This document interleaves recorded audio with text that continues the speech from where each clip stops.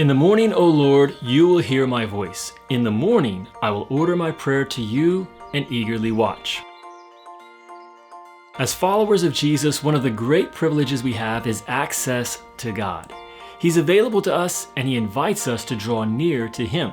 And one of the best practices you can develop is the habit of starting your day with God. But few of us take advantage of God's invitation to draw near. Why is that? In today's video, we're going to talk about it, and then I'm going to give you 3 practical steps you can take to begin starting your day with God.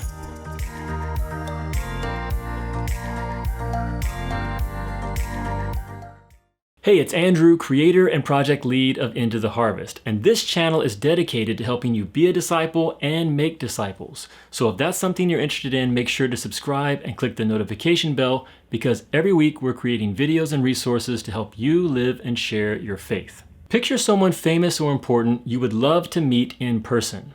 And I'm not talking about a quick meet and greet. What if you could sit down and have a real conversation with one of your idols?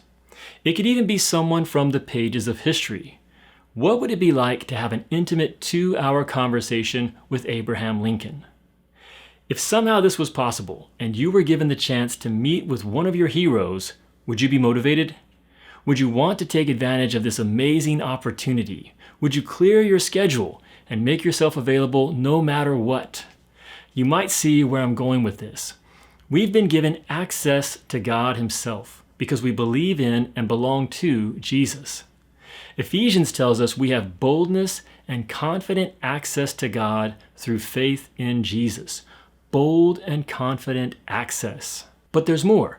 God isn't just willing to spend time with us. He wants to spend time with us.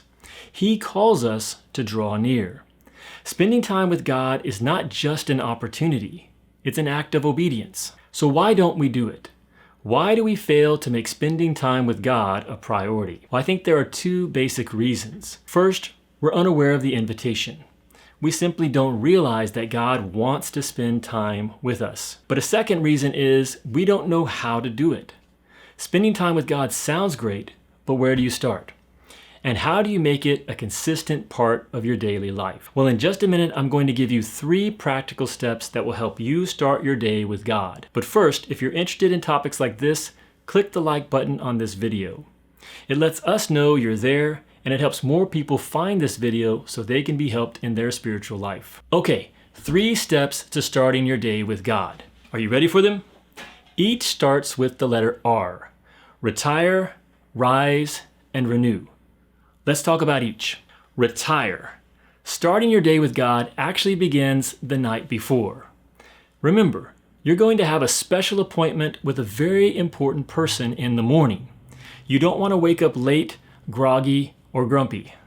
Here's 3 things that help me retire each night. First, I have a set bedtime.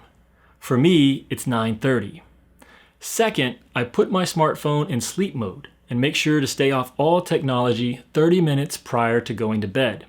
And this gives my mind time to wind down so I fall asleep more easily. And third, I set out the clothes I'm going to wear in the morning. That's it. Simple, right? But doing those simple things help me retire for the day and sets me up for success in the morning. Okay, the second R is rise. When the alarm goes off, you have to get up. Now, once your body adjusts to getting up at a certain time, it will become easier. But there will always be a moment of choice, and you have to win that moment. I use my phone for my alarm clock, and a simple tip that helps me out is to put my phone on the other side of the room. And this forces me to get out of bed in order to turn it off, and that stacks the deck in my favor. If I can simply roll over and hit the snooze button, I'm probably going back to sleep. Remember, you set your clothes out the night before. This also works in your favor. As soon as your alarm is turned off, get dressed. Once you're out of bed and dressed, momentum is on your side. You'll be less tempted to go back to bed and oversleep. The third R is renew. Spending time with God involves having a conversation with Him. And the best way to do that is to listen to His voice by reading the scriptures, and then share with Him what's going on in your heart through prayer. Find a quiet spot and spend 15 minutes with God. Spend the first 10 minutes reading the Bible and the last 5 minutes praying to Him.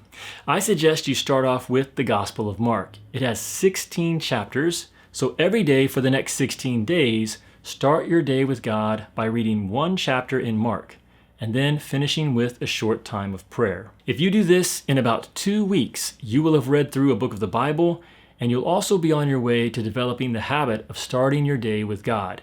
And you can do it all in 15 minutes each morning. It's not that complicated.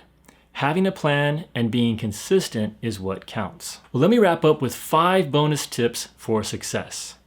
First, don't read on your phone.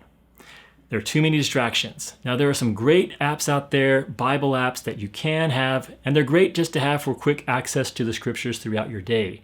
But in the morning, I'd encourage you to have a physical Bible and use that.